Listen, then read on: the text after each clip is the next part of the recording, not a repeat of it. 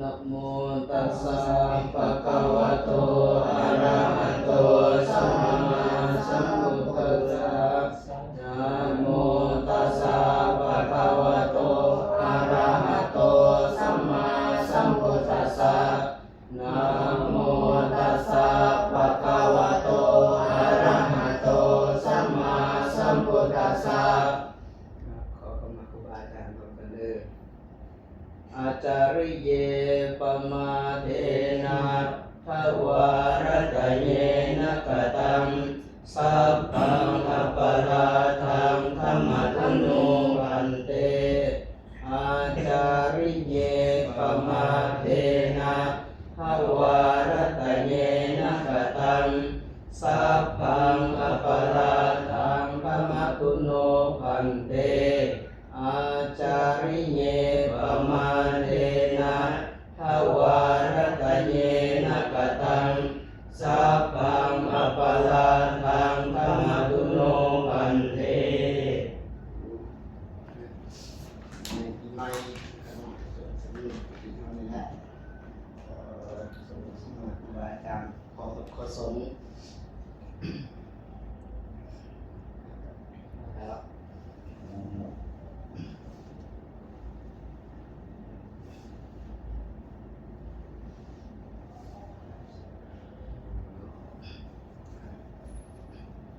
ด้วยกายก็ดีด้วยวาจาก็ดี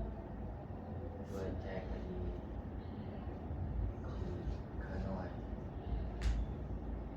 อาจารย์สลังของผ้าก็ของครูบาอาจารย์จนตอนนี้อยู่นำกันรวมกันมาด้วยกายด้วยวาจาจะมีบางช่วงกระแทกกระทั่งหรือว่าบอกเขารู้ใจบางทีก็อาจจะมีหายมีเครียดสำหรับผู้ชนก็ขอโอโหสิกรรมของครูบาอาจารย์ช่วยแน่นบุญกุศลใดที่ข้าน้อยได้สั่งสมมาในอดีตชาติปัจจุบันชาติ ขอบุญกุศลเหล่านั้นอำนวยพรนะครับครูบาอาจารย์ลูกโยมลูกเนนสิ่งใดที่เคยสละเอาผ่านทั้งสามอย่างนี้ทั้งกายทั้งวาจาทั้งใจขอโหสิกรรมซึ่งกันและกันขอให้เป็นบาปเป็นกรรมซึ่งกันและกันเพื่อความเจริญงอกงามแก่ธรรมวินัยทั้งหลายให้หายได้หาย ทุกข์หายโศกหายโรคหายภัยหายบาปหายกรรมดำเนินชีวิตโดยความเจริญรุ่งเรืองปีใหม่ภาพใหม่ให้ได้มีสิ่งดีๆเข้ามาเด้อ สาธุขมามะพันเตสาธุโลกาเต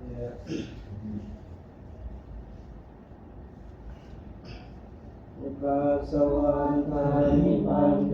สัพพังอปาราตังธัมมะธัมเมปันเตมะยังกตังปุญญังสามินาอนุโมทิตาปังสามินากตังปุญญังอังคาตาปัสสาธุสาธุสาธุอนุโมทามิทามิปันเตสมมือตัวเอง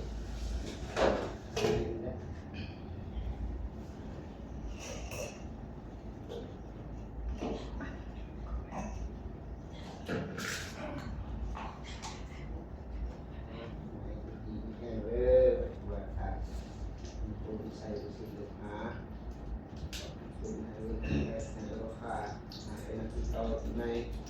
สุขภาพเราไม่คุ้มแข็งแข็งให้มันเนื้อมันนี่เลยน้องพูดว่าไงเด็กคือมัน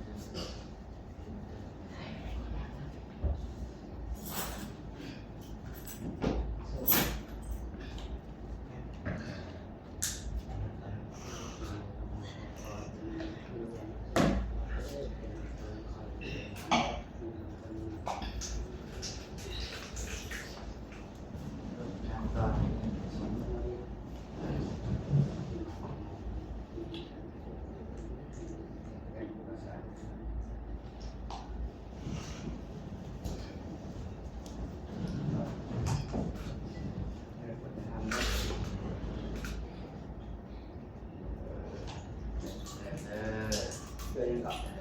นวลจะนวลโอ้ยเนี่ยทันนวลเลย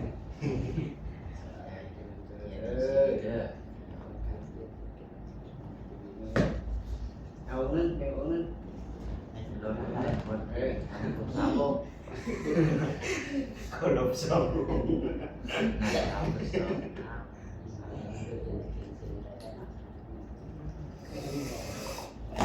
ต่อไปมาก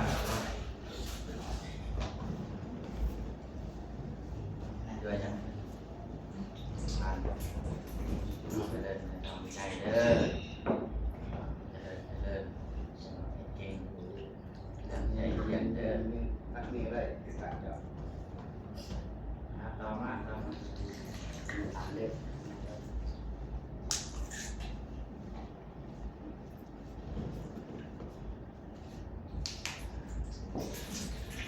เออ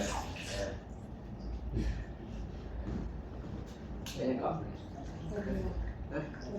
เทวาโอ้เทวดาเลยธรรมดาเทวดาเทวดา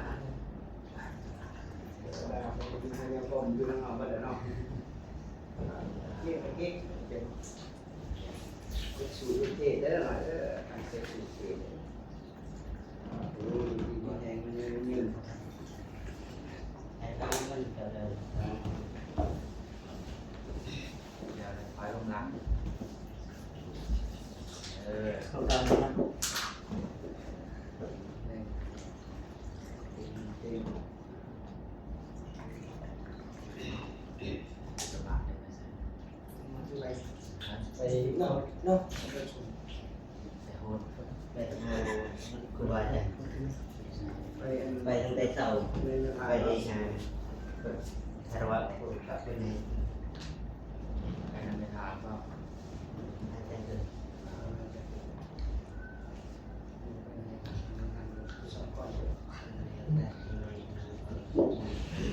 สิ่งที่ทำให้เกิดความรู้เราเป็นการก็ให้องค์ครูบาอาจารย์โปรดให้เป็นการแก้ไข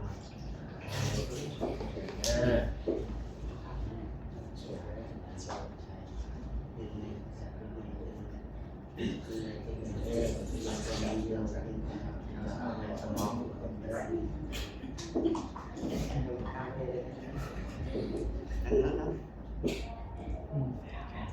แต่ไปดู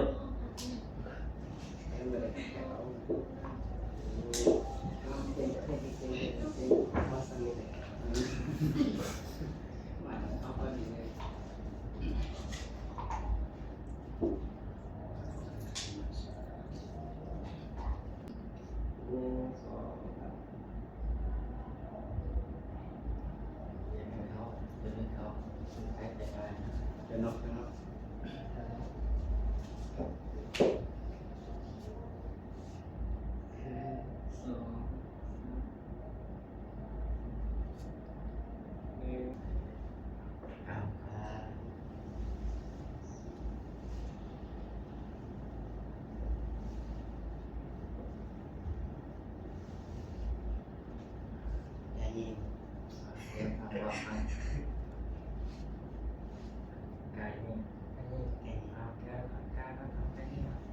เยนะวะจานวะเจตัสสะวะตุเตอุปมังปะกะตังมะยะยังอุตโตปฏิคันนาตุอัจจยันตังกาลันตะเลสังวริตุงวะพุทเตกาเย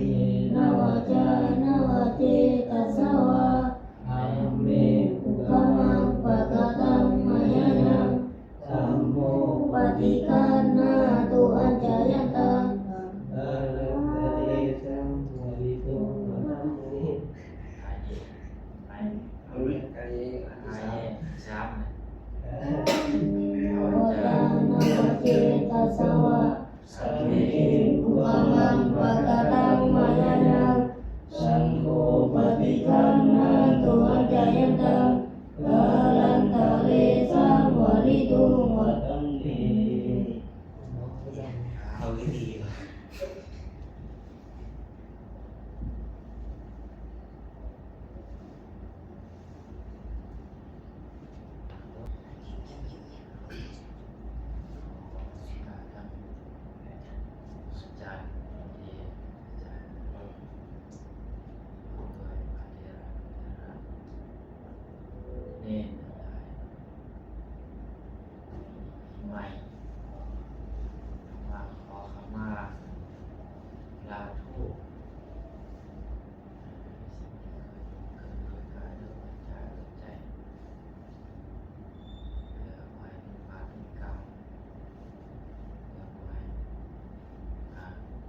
กรรม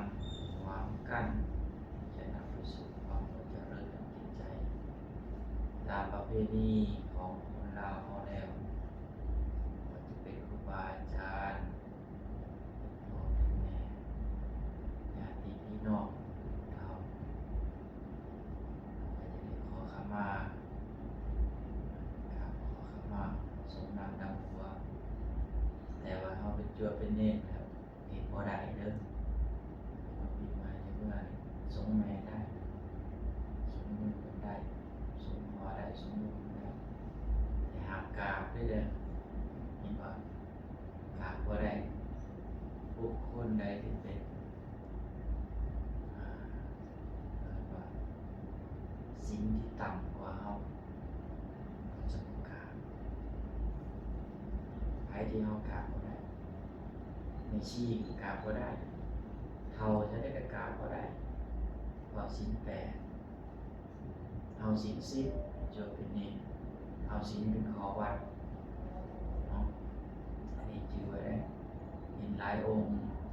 ปีใหม่ถ่ายโฟนลงเมื่อกราบพ่อกราบแม่กราบพ่อเท่าพ่อเถิดบอกต่อกันไปจื้อไว้ตัวนี้เพิ่นที่เป็นพ่อเป็นแม่แต่เพิ่นก็เป็นเพียงคารวะผู้หนึ่งคุณของเพิ่นน่ะล้นเหลือแต่เฮากราบบ่ได้เพิ่นกราบเฮาได้แต่เฮาจะได้ตอบบุญแทนคุณเพิ่นก็คือสร้างคุณงามความดีดึงเพิ่นออกจากหมอนรกดึงจังไดดึงออกจากนรกหนึ่งบอกศีลบอกธรรมให้เพิ่นมีศีลหาบริสุทธิ์จากเพิ่นเคยฆ่าสัตว์เปลี่ยนสัตว์เอาบอกให้เพิ่นลดเพิ่นละเพิ่นเลิกอันนี้คือบอกทางสู่สวรรค์เนาะไปเพิ่นไปนรกอันนี้คือเป็นความกตัญญูของเราที่จะได้บอกเราเองปฏิบัติในศีลในธรรมเป็นแบบอย่างให้พ่อแม่ให้ญาติโยมได้พึ่งพาอาศัยเหตุหน้าที่ของเราให้ดีที่สุดอันนี้คือเป็นการบูชาคุณตอบคุณแทนคุณของพ่อแม่เฮานี่มีพ่อมีแม่กันหมดเลือดเนื้อเชื้อไขมีตัวมีตนแม้ว่าเฮาจะเกิดในตระกูลที่บ่ได้หังมีเป็นดีคือผู้อื่นแต่เฮามีบุญและที่ได้เกิดมาเป็นมนุษย์แล้วพบพระพุทธศาสนาเนี่ยเฮามาสักตัวเฮาปฏิบัติตัวเฮาให้อยู่ในศีลในธรรมบุญกุศลแล้วนั่นจะคำไปจูนอันสิ่งหนึ่งที่อาจารย์เคยเสื่ออยู่อย่างบุญที่เฮาบวชนี่เนื้อกว่าสิ่งอื่นใดมันจะเป็นตอบแทนพ่อแม่หาบ่พอได้ก็ได้หาบ่พอมีก็มีได้พ่อแม่เฮานะบวชให้ปฏิบัติเด้อลูกเนรเด้อพ่อแม่เฮานะหาบ่พอได้ก็ได้หาบ่พอมีก็มีบุญกุศลตัวนี้มันจะไปค้ำไปสู่บวชดีๆตั้งใจดีปฏิบัติดีๆแล้วมันจะได้ผลดีบุญกุศลเหล่านี้นอกจากตัวเฮาได้ผู้ที่มีพระคุณแก่เฮาทั้งหลายคือพ่อแม่พ่อเฒ่าแม่เฒ่าบุคคลเหล่านี้ได้รับบุญเต็มๆเลยอันนี้สงส์แห่งบุญจะเกิดเหตุมีความสุขครอบครัวอบอุ่นอายน้องถูกต้องปรองดองกันเนี่ยมันจะเป็นจังซี่นี่พระอาจารย์เชื่อได้แต่เดิมนี้นะเอามาแต่บาทแต่สองเอาตั้งใจมาเรียนเน